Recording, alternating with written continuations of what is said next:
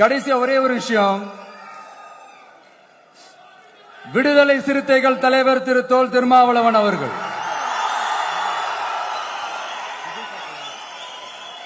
அவங்களால இன்னைக்கு வர முடியாம போச்சு.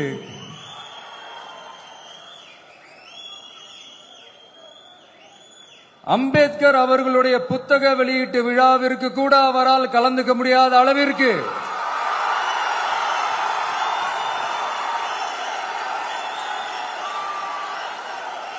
கூட்டணி கட்சிகள் சார்ந்து எவ்வளவு பிரஷர் இருக்கும் என்று என்னால் யூகிக்க முடிந்தாலும்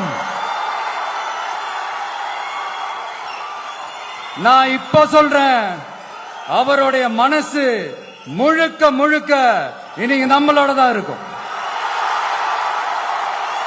நன்றி, வணக்கம்.